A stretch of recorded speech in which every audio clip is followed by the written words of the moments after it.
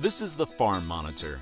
For over 50 years, your source for agribusiness news and features from around the Southeast and across the country, focusing on one of the nation's top industries, agriculture. The Farm Monitor is produced by one of the largest general farm organizations, the Georgia Farm Bureau. Now here are your hosts, Ray DeLessio and Kenny Burgamy. All right, with that, we begin another 30 minutes of all the ag news and information you can handle. Welcome to the latest installment of the Farm Monitor. I am Ray DeLessio. And I'm Kenny Burgamy. Yes, we're glad you're here, and you'll be happy too when you see what we have in store for you today. Coming up, so what is on the horizon now that producers have gathered together for the annual Southeast Regional Fruit and Vegetable Conference? Damon Jones with a full recap. Plus, have shovel, will travel. Ranger Nick digs deep to unearth the truth. Why so many ant mounds this time of year? Well, the answer is quite fascinating. And then later, something else we're seeing a lot of right now, and that's pine cones. We're going to take you inside a special facility used by the Georgia Forestry Commission to extract the seeds from those pine cones and how they're used from there. These stories and so much more starting right now on the Farm Monitor. It's a proven fact that whenever growers get together to share thoughts and ideas, good things are sure to happen. Well, that's exactly what the Monitor's Damon Jones witnessed when he traveled to the annual Southeast Fruit and Vegetable Conference on Georgia's coast in Savannah. As Damon explains, everyone walked away with some new ideas to make their farm operation a little bit better. With Georgia being one of the top blueberry and peach producing states in the country, as well as growing more than 30 different varieties of vegetables, it's no wonder that the Southeast Fruit and Vegetable Conference is held right here in Savannah. It gives producers a 3-day crash course on the growing trends within the industry, as well as an opportunity to network. From a grower's perspective, I mean, this is considered one of the premier conferences, fruit and vegetable conferences in the nation. So we've got a lot of people that are coming here for that education, for that technology, and for the fellowship, to see their friends and neighbors again that they may not have seen since last January. Unlike the previous 2 years, growers were able to avoid any major storms, which in turn resulted in increased yields. However, what to do with that added production has created a new set of problems. In some ways it was a bounce back year, but we continue to have problems with trade. We still continue to have imports coming in, and one of the major challenges is to get the consumer to realize that, look at where their produce comes from. Are they buying American-grown produce, or are they buying imported produce? While there is plenty of planning and preparation put into each and every crop, the big piece of advice for vegetable producers remains the same.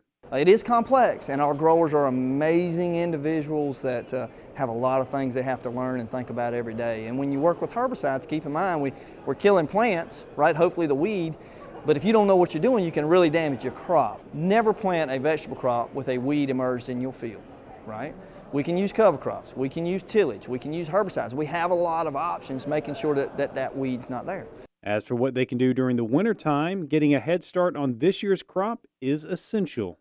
And in the next 2 or 3 weeks, they'll go ahead and get those fumigates out. We want to get the fumigates out because we need to give them time to get out of the bed before we transplant. Because if the fumigate's still in the bed, it could hurt our plant. And the microbes under are degrading those fumigates over time, and we really need to be efficient and timely with that. And growers looking for new opportunities within the industry need look no further than citrus, as it has seen a major rise in popularity in recent years. It has continued to double every year. We're about at 1,000 acres right now, and we anticipate next year it'll be close to 1,900 acres, if not 2,000. So it is every year doubling. So I guess that's exponentially growing. And one of the major reasons is the loss of nearly 2/3 of the crop in Florida due to citrus greening. It's a problem growers here in Georgia can help prevent by starting out with healthy trees. Well, one thing you need to do is make sure you find high quality trees that have been, produced in a nursery that's certified and has good budwood and so forth. It's costly to grow a good high quality disease-free tree, and if you're buying one for a very low cost, more than likely is suspicious. Reporting from Savannah, I'm Damon Jones for the Farm Monitor. All right, Damon, great job. Well, thanks to the USDA and NRCS, farmers in the U.S. have been conserving and preserving the land they work to make sure it can still be worked for years to come. Our John Holcomb recently sat down with Terrence Rudolph, state conservationist with the NRCS, and discussed the importance of conservation compliance.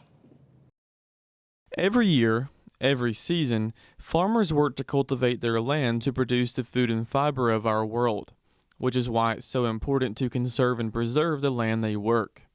Thankfully, U.S. farmers have agencies like the NRCS that help them preserve the land and the resources it provides. We are one of the many agencies under the United States Department of Agriculture, and our mission is to help people help the land.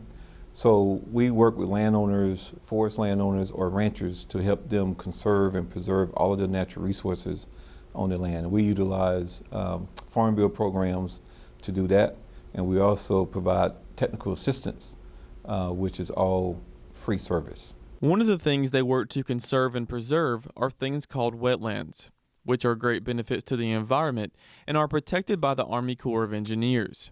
Wetlands are defined as areas of land that exhibit soils formed under wet conditions, plants adapted to wet soil conditions, and lastly, sufficient surface water and or groundwater to support hydrophytic vegetation.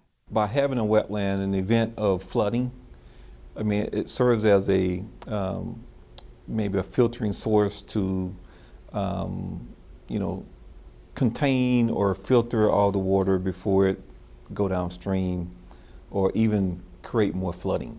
If you were to say, if you didn't have let's say a wetland in a particular area, and you get a heavy rain, then it could cause flooding to our major rivers, streams, municipalities, cities, towns, so on and so forth. They work alongside farmers to make sure they're in compliance with government standards with these wetlands. All of the services that NRCS provides, whether that is technical assistance and or financial assistance, one of our primary responsibilities is to make sure that that service, those services, does not violate Wetland Food Security Act. And so it's our responsibility to make sure that we notify the landowner if he or she is potentially in violation of wetlands, or to make sure that they don't violate wetlands. If someone is found to be out of compliance, they can lose Farm Bill benefits to programs that the USDA offers and can even face fines. But the good news is that the NRCS is on your side. We're more of a, I guess I said mediator. We're sort of like a resource, we provide technical assistance. We also provide financial assistance. And at the same time, we're making sure that you are in compliance with local, state, and federal regulatory agency. That's the kind of high cut that we want to make sure that everyone understands. For more information regarding wetlands and conservation compliance, contact your local NRCS office or go online to usda.gov. Reporting in Athens for the Farm Monitor, I'm John Holcomb. After the break, Ranger Nick checks in, and this month he is getting antsy. No, seriously, he's literally digging for fire ants and solving the mystery of how these tiny creatures are able to build those impressive mounds.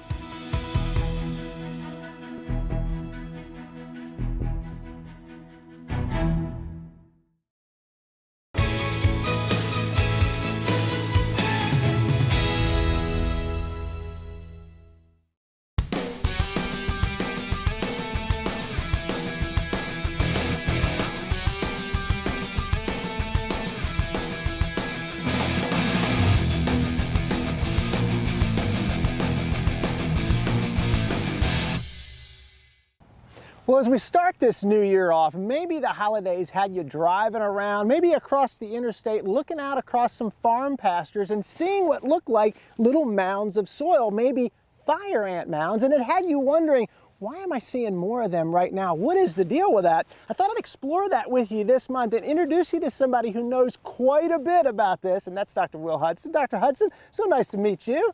I appreciate you spending some time with us today. I want to talk about fire ants, and I want to talk specifically about a particular mound that we're standing in front of today. I often see that maybe after a rain at night, or after the temperatures have been maybe a little cooler, I'll walk out in my yard and find fire ant mounds that were not there a day or two ago. And I think that maybe I'm just seeing things. What is the deal with that? Why are we seeing more of those like this one after a rain at night, after a cooler night? Why is that? Well, particularly if the conditions have been real hot and dry before that, The rain provides the ants with the perfect conditions to rebuild their mound. The colony's always been there, or not always, but it was there before. Okay. The dirt that you see suddenly pop up is just the dirt that they moved out of the tunnels and the chambers that are underground where they live. And that's why suddenly they have a mound built that wasn't apparent to you before. Okay. The colony itself has been there for months. Under the soil. Under the I can't see soil. 'em. Okay. They had a mound, but then either it got rained on or it got stepped on or it got so dry that the soil wouldn't hold its structure. And as soon as the soil conditions are right, they can build that mound back up. Interesting. And sometimes in South Georgia or the Southeast where there's more sandy soils, maybe those mounds aren't as high, I guess because the clumping ability of that soil is not there. You can pile clay up higher than you can pile sand. Yeah. That's the bottom line on that. Now let's look at, if you don't mind, let's look at this one together. And I just happen to have my son's little shovel with me today. Here's this mound. I'm noticing in this mound, all of these little particles of sand and clay are the same size. You're thinking to us that they are pushing these particles up out of the ground after it rains. They're cleaning out what is washed down. Is that what you're saying? Right, and they're not pushing, they're carrying them one at a time in their jaws. They got no pockets, so they're carrying them one at a time up there. Yeah, and I can kind of see some holes in there, and I just kind of want to dig in and see and look at this. Look at what we're able to see with these smaller holes in these tunnels. Now these guys must be down low because it's been cooler at night and they're down low getting warm. Is that what you're saying? Right, they'll be up at the top of the mound. If it were a bright sunny day today, they would probably be up there basking, not on the outside, but just inside. You can see the tunnels. All of these right in here are places where they can come up, and as the sun warms the soil, they warm up too, because they're cold-blooded. They're trying to get to a place where the temperature is most comfortable for them. Which, that's so interesting. And that dynamic of those ants under the ground, that's what I want to talk with you about next, is going and looking at the culture of these ants. And I promise I won't put my hand in there, but I do want to kind of move some things around with you and see some of those areas of work. So let's go there next. Okay, so we've had a cooler night, we've had a rainy night. The mound is now showing up outside of the ground. And I'm looking at this, and Dr. Hudson, we're looking at this together. I'm gonna just kind of dig into this a little. Before I disturb it too much, oh my gosh, in the beautiful caverns. First of all, these little guys with wings, are they ants? I've never seen an ant with wings. They are ants. Those are the ones that are what we call reproductives. That's the males and females that will mate, and then the new queens will start the next colony. Wow. So, and they're mating, but they have to fly to mate? I mean, that's why they have the wings? They fly up into the air. If you see it, it's usually late in the afternoon. It looks like a little plume of smoke coming up. Wow, okay. And they mate in the air and they fall back to the ground. Males die. Okay. The females lose their wings. Okay. And go into the ground and create a small chamber, start laying eggs, and that becomes the next colony. Wow. That's why I say if you're talking about fire ants, you need to think of it as a colony, not as individual ants. Interesting. So now, okay, so I'm looking at this, and I know we're looking up close on the camera too. So we got the ones with wings, which we now know are reproductive ants, but there's other ones that are bigger, and I see one moving a little granule of soil. Bigger ones, and then there's smaller ones. Is that an age difference, or do they have different hierarchy in their family there, their colony? Ants, as all insects, once they become adults, they don't grow anymore. Their skeleton is on the outside, so they can't grow anymore. So I got to do this. Sorry, I just have to look in here. I have to see what's going on. Look at this. There are different sizes of individuals. Some of that is related to the jobs that they do in the colony, and some of it is just variation in size, just as, you know, people are different sizes, so you get some variation that way. Interesting. Now, I would have loved to have talked to some of these ants today, Dr. Hudson, to find out their perspective on what they think of us humans disturbing their mounds and everything. But I gotta tell you, with a little boy at home and a little girl at home as well that'll soon be walking, we go out in the yard and we have a thing of that ant spray that we buy from the local hardware store. Miles and I spray that stuff all over the mound, and we say we have killed the ants. And then a couple of days later, we see them again. What are we doing wrong? Well, you saw the structure of the mound. It goes a long way down into the dirt. Mm-hmm. And if all you do is spray the surface, you're not beginning to get down to the area where the money is, which is you've got to kill the queen. If you don't affect the queen, you can't control the colony. So you've got to put that insecticide, if you're going to treat an individual mound, you have to put it in enough water that it carries the insecticide all the way down to the bottom of the mound where the queen is. How much water are we talking? At least a gallon of water per average size mound. Wow. Because there's a lot of volume of soil in there, and you've got to get all the way down through it. Okay. Now what if I've got a bigger area of land I'm going to tackle? Maybe the bucket isn't going to be enough. What do you do then? If you're if you're over an acre, for sure over an acre, then you need to be using a bait. And if you put it out twice a year, there used to be a guarantee on some brands that you would have no mounds. Okay. Right?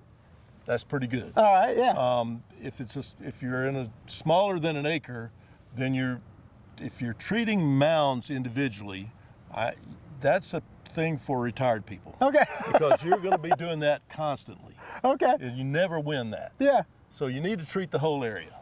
Excellent. And if you treat the whole area with a broadcast spray or spread granules out, you can suppress ants, and suppress is all you're going to do with that sort of treatment for anywhere from a few weeks to a couple of months. Interesting. Right? And that's it.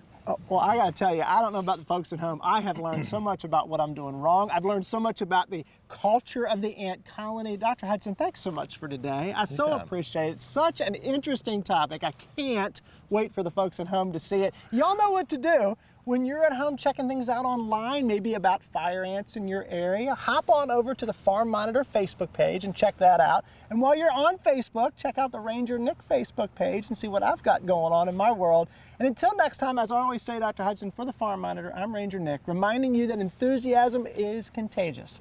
So pass it on. Y'all, thanks so much for watching, and we'll see you right back here again next month. See ya.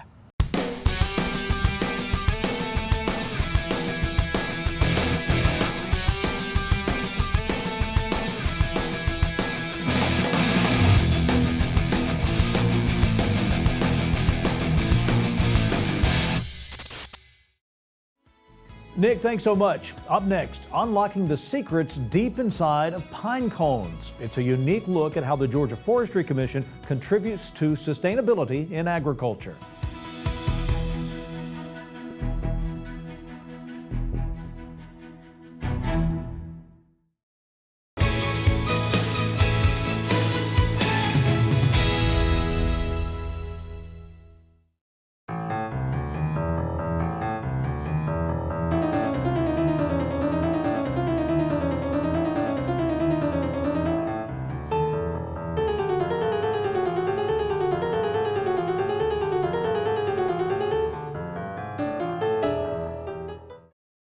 Pollination is the transfer of pollen from the male parts of a flower to the female parts of the same or a different flower.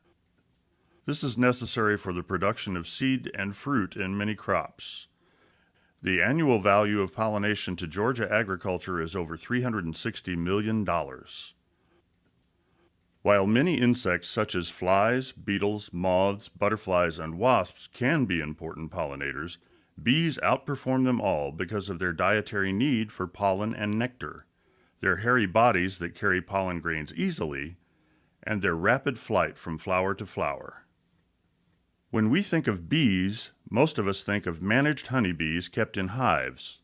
Honeybees certainly contribute to pollination, but they cannot match the volume of pollination provided, free of charge, by the hundreds of species of wild bees that live unnoticed in hollow stems or underground burrows. Homeowners, farmers, and honeybee keepers can all play a major role in pollinator conservation. For homeowners, even the smallest landscape, when thoughtfully managed, can aid pollinating insects. Bees need a season-long, unbroken succession of blooming flowers. Since many plant species bloom in the spring, homeowners should focus on planting summer and early fall bloomers, such as asters, sunflowers, and goldenrod. Homeowners are able to preserve undisturbed property for our wild bees. Sun-drenched patches of bare soil, ditch banks, and woodland edges are prime bee habitats for all of our native bees. To protect our pollinator populations, think of pesticide as the last step in combating a pest problem, not the first. Your local UGA Cooperative Extension agent can assist you in finding non-chemical options. Farmers should consider creating bee sanctuaries out of unused farm spaces. In certain cropping systems, the benefits of enhanced pollinator conservation from bee forage and nesting sites exceeds the cost of land diverted from production. Honey beekeepers are important partners in bee conservation. Beekeepers are encouraged to join their local beekeeping organization and to attend beekeeping classes to stay up to date on best practices for keeping their bees healthy and safe from pesticides. For Georgia to lead the way in pollinator conservation, homeowners, farmers, honey beekeepers, all of us must take an active role. For more information, contact your local UGA Cooperative Extension office.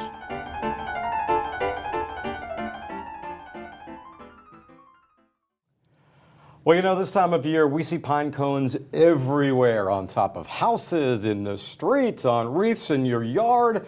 And although they can be somewhat annoying, they actually serve a purpose. Think of them as a protective shield, a suit of armor, if you will. That's right. Inside those cones are valuable seeds that help replenish some of Georgia's most cherished species of trees. And extracting those seeds is no easy task, as the monitor learned firsthand recently when we took a trip to the Georgia Forestry Commission headquarters.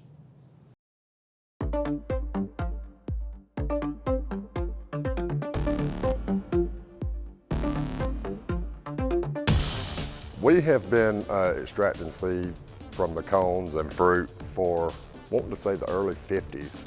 We extracted seed from most of the states in the area. Typically, we start running at the end of October,